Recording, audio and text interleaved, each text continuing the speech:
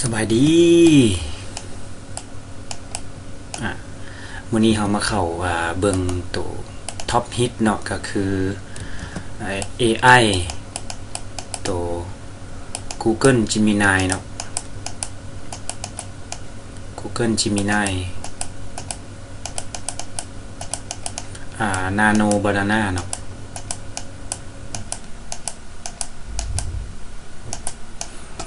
แบบ AI ง่ายๆแบบคือบักกล้วยเนาะที่เฮาเห็นหลายอยู่ใน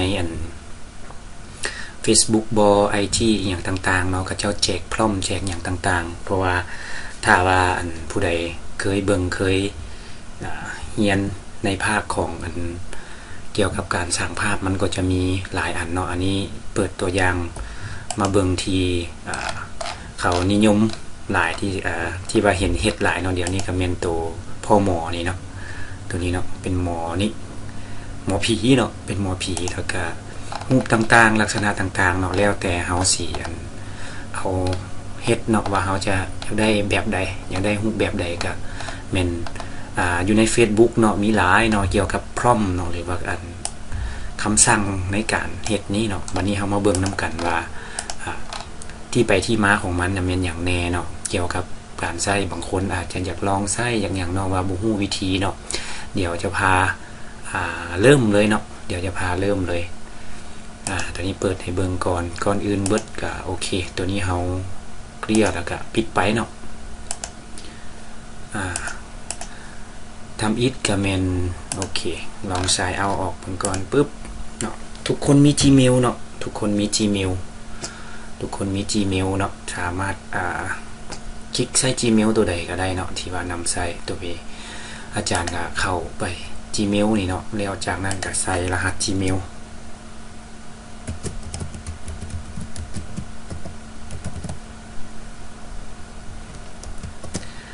โอเคหลังจากใส่รหัส Gmail เข้าไปเนาะเขาก็เข้าอีเมลของเฮาตัวด้านตัวนี้เลยเนาะแล้วบัดนี้เฮาจะสร้างรูปเนาะสร้างรูปภาพนี่เฮาสิเฮ็ดจังได๋เนาะก็แม่น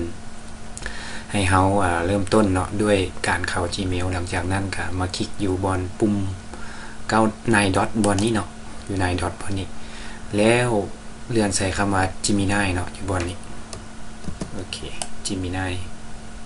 สำหรับหลายๆบทเรียนที่ว่าเคยสอนมาก็หลายเนาะแต่ว่าภาค AI นี่เป็นภาคที่ว่าต้องได้อัปเดตทุกเดือนเกือบว่าทุกทิศพู้นแหละเนาะบ่แม่นทุกเดือนเนาะเป็นทุกทิศเลยเนาะในการอัปเดตตัวเองในการอัปเดตสกิลอัปเดตความรู้เนาะสำหรับเรื่อง AI นี่เนาะนี่เนาะเฮาก็คลิกใส่อยู่บน3เม็ดนี่แล้วก็มาคลิกใส่ปุ๊บตัวนี้มันจะค่อนข้างไวที่สุดแล้วเนาะถ้าว่าเฮาเฮ็ดแบบเข้าอีเมลก่อนแต่ถ้าว่าเฮาจะไปพิมพ์ใส่ Google เนาะแล้วก็ Gemini แบบนี้เนาะ Gemini AI แบบนี้เนาะก็ได้คือกันเนาะแต่ว่าก็ต้องได้ล็อกอินอีเมลแบบเดียวกันมาบัดนี้เฮามาเบิ่งตัวจุดสำคัญเนาะก็คือตัวรูปแบบหลายคนก็เริ่มใหม่บางคนก็ยังบ่ทันฮู้บางคนที่ฮู้แล้วก็ขอแลกเปลี่ยนนำกันเนาะอยู่เบื้องซ้ายนี่ก็แม่น list เนาะหรือว่าไอเทมของมันเนาะที่เฮาจะใช้ New Chat บนนี้เนาะก็แม่นตัวสร้างแชทใหม่เนาะสร้างแชทใหม่แล้วตัวที่เฮาเลือกเนาะอยู่ setting เนาะเฮาสามารถเลือกโหมดได้บ่เป็นแอปเป็น Save Info อหยังเนาะเฮาก็สามารถเพิ่มอีหยังก็ได้เนาะเฮาอยากให้มันจื้อหยังนะเฮาก็สามารถเลือกได้เนาะปึ๊บ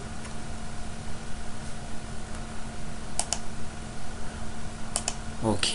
ปึ๊บหลังจากที่เฮาตั้งค่าอีหยังเนาะตามใจเนาะว่าสิเป็นธีมบ่สิเป็นแบบไลท์เป็นแบบดาร์กอีหยังเนาะก็เลือกเอาได้ตามใจที่ว่าเฮาเซตติ้ง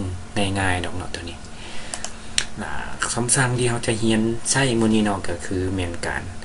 สร้างรูปภาพเนาะการสร้างรูปภาพทั้งนี่เนาะมีรูปตัวนี้เนาะโดยต้องใช้หน้าซื่อของเฮาเนาะเขาเรียกว่าหน้ากงๆแบบนี้เนาะ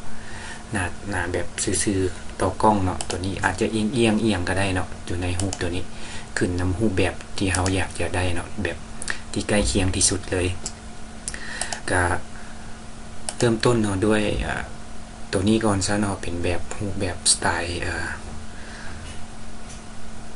อาร์ตหน่อยนึงเนาะเป็นรูปแบบขาวดำก็ตัวนี้แม่นเฮาก็มีบทของเฮาเนาะก็คือการสร้างรูปภาพโดยหลักการแล้วเนาะที่ว่าเขียนมานี่แม่นบ่จำเป็นต้องเลี้ยงก็ได้เนาะแต่สำคัญต้องแม่นเฮาต้องฮู้กฎเต็มๆของมันเนาะก็คือการสร้างภาพแบบ MDBL CCC SCM ตัวนี้เนาะ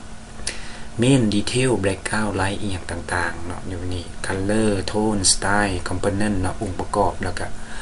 ความรู้สึกตัวนี้ก็แม่น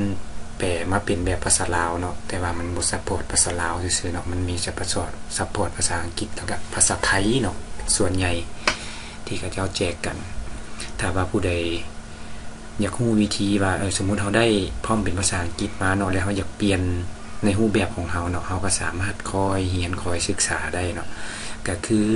มีหัวข้อนี่เฮาระบุเนาะสิ่งที่เฮาสนใจอยากเฮ็ดเนาะสิเป็นคนเป็นสัตว์เป็นสถานที่เป็นอันใดอันนึงเขาเอิ้นว่าระบุ object เนาะต่อมาน่ะเป็นรายละเอียดของรูปนั้นเนาะเฮาสิให้เป็นแบบใดเนาะการแต่งตัวท่าทางเนาะแบบนั่งบ่หรือว่าแบบรูปตัวนี้เนาะนั่งก้มหน้ารู้สึกโศกเศร้าบ่อีหยังเนาะแอคชั่นอีหยังต่างๆอยู่ในรายละเอียดตัวนั้นเนาะฉากหลังเด้สิเป็นแบบฉากมืดบ่มีต้นไม้มีหยังต่างๆสำคัญก็แม่นมุมกล้องเนาะมุมกล้องด้านหน้าด้านข้างหรือว่าเป็นแบบ45องศาแสงเด้เนาะเป็นแบบแสงกลางวันกลางคืนหรือว่าขาวดำรูปแบบแสงที่ว่าบรรยากาศเนาะส่วนมาโทนสีนี่ก็เป็นแบบขาวดำเป็นเย็นตาสดใสอย่างก็ได้นะแล้วเฮามาเบิ่งอยู่ที่พร้อมกันเลยเนาะพร้อมปึ๊บตัวนี้เนาะเด้มีทั้งภาษาอังกฤษแล้วก็ภาษาลาวคือตัวนี้เป็นพร้อมที่ว่าสร้างมาทำอิฐเนาะ black and white เลยเนาะ artistic portrait of the man เนาะอันนี้เป็นเมนเลยเนาะตัวนี้เป็นเมนหลักเลยก็คือว่าตัวเป็นรูปแบบขาวดำ portrait ก็แบบหลังเบลอแต่ว่าให้ object นั้นชัดเจนเนาะตัวนี้เป็นที่เราได้เบิ่งเมื่อกี้นี้เนาะแล้ววันนี้ with a fashion model address เนาะตัวนี้ก็เป็นองค์ประกอบของรูปเนาะสำหรับภาษาอังกฤษ back shock เนาะand shoe เนาะธงตีนกระดำเนาะแล้วก็เกือบที่ก็สีดำแล้วก็ he sitting with the silent hunch posture เนาะตัวนี้มันอันแสดงถึงท่าทางแล้วเนาะแล้วก็การ act ท่า posture ก็เป็นรูปแบบที่เขา acting กันนะเนาะ looking down and loose through thoughts เนาะlooking down แล้วก็แนมเบิ่งทางลุมแล้วคิดแบบลักษณะคนมีความเสียใจเนาะต่างๆเหล่านี้เนาะตัวนี้เนาะคันว่าสิแปลเบิดนี้นี่มันก็อยู่ในรูปแบบของตัวนี้เนาะก็คือหัวข้อรายละเอียดฉากมุมแสงทั้งเบิดทั้งมวลนี่เฮาสามารถปรับได้แต่งได้เนาะตัวนี้เนาะเฮาสามารถปรับได้แต่งได้เนาะตัวนี้ก็เป็นเขาเจ้าแจกกันเนาะหลายอยู่อันนั้นมีแต่ว่าผู้ใดอยากลองเฮ็ดสุดท้ายแล้วเป็นตัวอัปโหลดพิกเจอร์นี่เนาะ reference นี่เนาะดูนี่เนี่ยมันชัดเจนเลยก็คือมันปึ๊บอยู่บนนี่เนาะก็คือ using upload picture as the reference for the face ก็คือให้มัน copy รูปที่เฮาอัปโหลดทันเลย respect ratio ตัวนี้เนาะ respect ratio ตัวนี้มันขนาดของรูปนะเนาะว่าเฮาสิให้มันเป็นแบบรวงตั้ง vertical เนาะ vertical รวงตั้ง4/5ถ้าว่าเราอยากจะใส่ละเมนตัวนี้เนาะโอเคมาเบิ่งนำกันเนาะตัวนี้เมนเท่ากับตัวนี้นี่อาจารย์ copy ไว้ให้อยู่คอมเมนต์เลยเนาะ copy ไว้ให้คอมเมนต์เลยแล้วเราสามารถ copy เราไปลองเฮ็ดเบิ่งได้เนาะตัวนี้เนาะแล้วตัวนี้ก็เมนที่2นี่ก็เมนรูปตัวพ่อหมอนี่เนาะที่ว่าหลายคนเขาเฮ็ดกันเนาะแล้วก็เฮ็ดเป็นวิดีโอก็ได้ต่อไปนะสิเป็นรูปแบบของวิดีโอเนาะมีรูปภาพแล้วเราก็สามารถเฮ็ดเป็นวิดีโอได้เนาะแล้วก็เสียงเว้าได้อยู่ใน Google Video 3นี่แหละเลยเนาะมาลองใช้มาลองเรียนนำกันเบิ่งตัวนี้แม่นพร้อมที่2เนาะตัวนี้พร้อมที่2นี่ปึ๊บนี่เนาะ ก็อันเดียวกันเนาะเฮ็ดรูปผู้ชายเนาะเป็นภาษาไทยนี่ผู้ใดก็คือสิพอเข้าใจได้เนาะมันพันแขนเสื้อฮอดซอกเนาะบ่ติดกระดุมเปิดอกนี่เปิด เฮาก็สามารถคิดแต่ว่าสิให้พิมพ์เป็นภาษาไทยนี่ก็คือสิบ่ง่ายเนาะพิมพ์เป็นภาษาไทยคือสิบ่ง่ายแล้วเฮาก็ลองเบิ่งนํกันเนาะว่ามันที่ออกมารูปแบบใดสำหรับองค์ประกอบที่เฮาอยากเอาผีเอารูปผู้หญิงเอาหยังมาใส่ก็ได้ตามนี้เลยเนาะมีรอยสักยันเสื้อเพ่นจากไฟหน้าอึกเนาะและแขนทั้งสองข้างนี่ตัวนี้ใส่สร้อยประคำนั่งคัดสมาธิเนาะอย่างมั่นใจถึงแทนพิธีกรรมมันได้ตามนี้บ่เนาะเด้มีเสือมีหยังอยู่นี่เนาะเด้มันก็ถือว่าได้องค์ประกอบที่สมควรเนาะตัวนี้เนาะเอามาเบิ่งวิธีเฮ็ดเลยเนาะวิธีเฮ็ดเลยว่าเฮ็ดจังไดก็ตัวอยู่ในนี่เฮาก็ copy เนาะบ่ว่าเขาสิแจกอยู่ Facebook IG TikTok อีหยังต่างๆเนาะเฮาก็มีแต่ไป copy ออกมาเนาะ copy ออกมาปึ๊บโอเค copy ออกมาแล้วก็มาใส่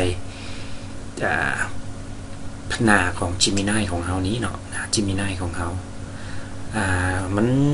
ง่ายเนาะเพียงแต่เฮาเลือกรูปแบบตัวอยู่นี่ซื่อๆเนาะสำหรับ4อันนี้เนาะเฮาจะได้4โมเดลนี่นะเนาะ4โมเดลนี้1 2 3 4โอเค4โมเดลนี้ตัวนี้เว้าคร่าวๆเนาะ Deep Research ก็เป็นค้นหาแบบลึกซึ้งเนาะแบบมันจะหาแรงอ้างอิงหาอย่างต่างๆมาเพื่อเป็นการค้นเป็นการวิจัยเนาะตัวนี้แล้วสำหรับ Create Image ตัวนี้ละแม่นตัวที่เฮาใช้อยู่เดี๋ยวนี้เนาะก็คือBanana เนาะ Create Image ตัวนี้เนาะเขาเรียกว่า Gemini Google Banana เนาะตัวนี้คลิกตัวนี้สำหรับฟังก์ชัน Canvas นี่นะแม่นเฮาอยากให้มันเฮ็ดเวียกในรูปแบบที่เจาะจงเนาะของเฮาตัวนี้เดี๋ยว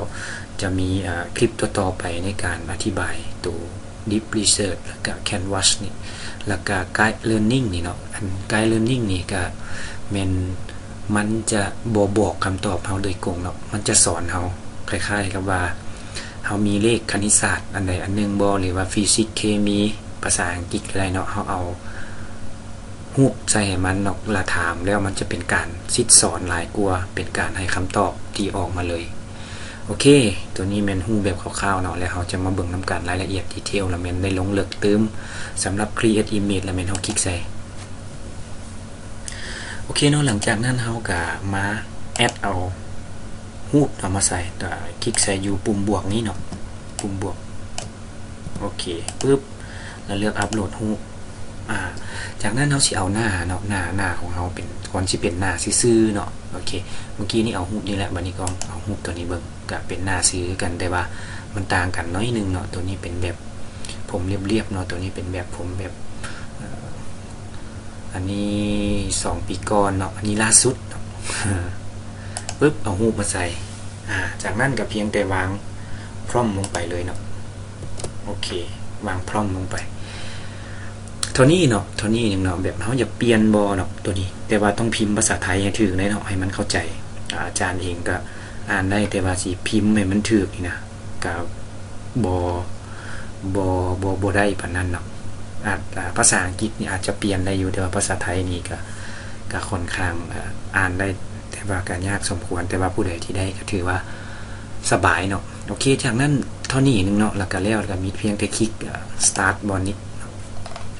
มันก็เฮ็ดรูปให้เฮาทันทีเลยเนาะรอท่าประมาณบ่ฮอด1นาทีตรงเนาะรอท่าประมาณบ่ฮอด1นาทีโอเคเนาะมันก็Ask Gemini ออกมาเรียบร้อยเนาะโอเคเมื่อกี้นี้ได้เสื้อสีดำวันนี้ได้เสื้อสีขาวเนาะก็ขึ้นน้ำเฮาระบุเนาะเฮาระบุเอาเนี่ยก็ถือว่าสำเร็จไปได้เนาะอันนี้เป็นมีหมอดำแล้วก็มีหมอขาว โอเคปึ๊บหลังจากที่เราได้เราก็เพียงได้คลิกเซฟรูปเนาะแล้วก็คลิกดาวน์โหลดสามารถเอาไปโพสต์อยู่ใน TikTok สามารถเอาไปโพสต์อยู่ใน Facebook อหยังก็ได้เนาะแล้วก็มาเลื่อนใส่เนาะถ้าว่าเขาอยากจะ copy เอารูปนี่เนาะเขาก็มาคลิกใส่อยู่บนโอเคโฟลเดอร์เนาะโฟลเดอร์ดาวน์โหลดนี่เนาะคลิกปุ๊บแล้วก็มาคลิกอยู่ในโฟลเดอร์ดาวน์โหลดที่ว่าเขาโหลดมาแล้วนี่เนาะปุ๊บอยู่บนนี้คลิกใส่หลังจากนั้นเขาก็ได้เนาะแล้วเขาก็ไปวางใส่อยู่บนที่ว่าเขาเซฟไว้นี่เนาะตัวนี้ได้เสื้อดำเขาเปลี่ยนที่เซิร์ชเป็นสีขาวเนาะมันก็ออกมาให้เป็นรูปสีขาวหน้านี่ก็คนละหน้าเนาะเพราะว่าหน้าตัวนี้เป็นหน้าซื้อแบบกลุ่มเนาะตัวนี้เป็นหน้าแบบเห็ดทรงผมต่างมันก็อยู่ในที่เราต้องการโอเคเนาะปุ๊บสำหรับผู้ใดอยากเอาไปเฮ็ดอยากเอาไปซ่อมอยากเอาไปเฮ็ดอย่างก็ได้เนาะและสุดท้ายแล้วก็แมนยูฟังก์ชันอยู่บนนี้เนาะมันเลือกเป็น 2.5 flat แล้วก็ตัวแบบ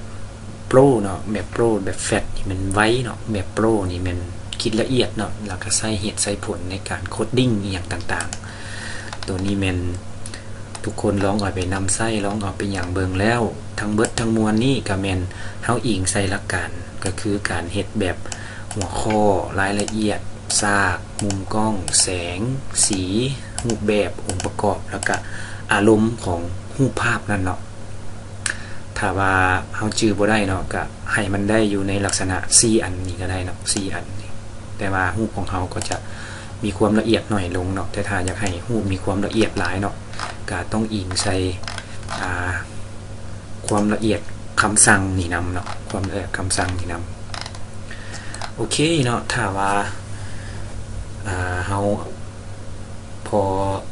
เข้าใจในแล้วเนาะก็ลองเอาไม่ได้เอาไปแอบเฮ็ดอย่างเดียวเนาะลองมือเฮ็ดอย่างเดียวถ้าว่าเฮามันปฏิบัติมันเฮ็ดเนาะก็คิดว่าบ่เกินความสามารถมันเฮ็ดมาเพื่อให้เฮาใช้แบบเดียวกับโทรศัพท์นี่แหละเนาะให้เฮาสามารถใช้เองได้โดยปรับตัวเข้ากับมันโอเคสำหรับพร้อมตัวนี้เป็นอาจารย์จะเอาไว้อยู่ในคอมเมนต์เนาะแล้วก็เฮ็ดเป็นสามารถดาวน์โหลดได้เลยเนาะตัวนี้พร้อม2เกี่ยวกับเรื่องรูปคือกันเนาะแต่ว่ามีองค์ประกอบหลายอย่างในการใช้ตัวนี้เฮามาลองเบิ่งนำกันในอีกต่อไปสำหรับคลิปนี้ก็ขอบใจเนาะถ้าว่าคลิปนี้มีประโยชน์ก็ฝากกดไลค์กดแชร์กดเซฟคลิปนี้ไว้เนาะก็เพื่อว่าเฮาสิได้เห็นคลิปต่อๆไปของอาจารย์ได้ลงได้เฮ็ดเนาะมีอีหยังอัปเดตใหม่ๆขึ้นมาเนาะก็จะได้มาเรียนมาฮู้นำกันเนาะอยู่ในตัวนี้สรุปแมนตัวนี้แมนจิมินายโอเคนาโนบานาน่าเนาะ